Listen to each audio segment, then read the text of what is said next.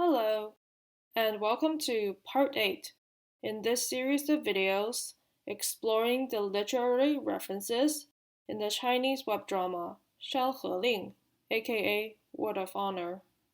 In this video, we are going to explore Wen Kexing's name. In the show, Wen Kexing's name was Zhen Yan, which, as he explains, means extending, limitless, and free, which fits his personality. Near the end of episode 20, after Zhou Zishu realizes that he met Wen Kexing as a child, he says, 眼字一分为二，不就是克行吗? Which means the character of Yan split into two is 克行. Unfortunately, he doesn't explain the thought process behind this conclusion, so I can only give you the best explanation I've seen. The three dots in the character Yan is the radical for water, so Yan can be split into 行 and 水.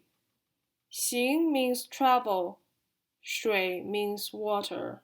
Where does 克 come from? Given the show and the character's tendency to use poetry, it is possible 克行 comes from a line of poetry. 行舟绿水前 contains both the character 行 and the character 水. The line comes from a Tang Dynasty poem named 次北固山下, which does have an English translation. The title is A Mooring Under North Fort Hill, if you want to look it up. The whole line is 客路青山外，行舟绿水前. It roughly translates to the road is outside the green mountains, a boat traveling on green waters. You can see that the first character from each section of the line makes up 克行, and the Ghost Valley is in 青崖山, which is only one character off from 青山. So this is most likely Zhou Zishu's thought process. Then, in episode 25, Wen Kexing explains his own name as 天涯孤鸿, 无根行客. 天涯 is a term that often appears in poetry.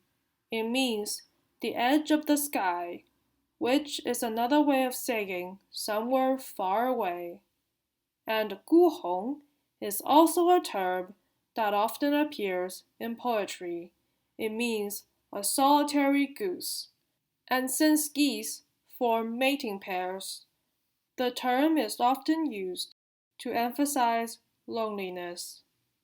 无根行客 comes from a Song Dynasty poem called 忆少年别立夏. It means rootless traveler, putting emphasis on the fact that Wen Kexing lost his home. Also in episode 25, Zhou Zishu recites this line of poetry to Wen Kexing. 客行虽云乐，不如早旋归. It means, while traveling around is fun, it's not as good as returning home early. This line is from a Han Dynasty poem named 明月何皎皎. It's Zhou Zishu's way of telling Wen Kexing to come back to the Four Seasons manor after taking his revenge.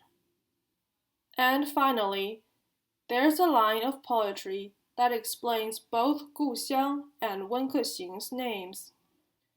The poem is from Tang Dynasty and is called 商山早行, 晨起动争夺, 客行悲故乡. The line means, waking early in the morning, the bells on the carriages are already jingling.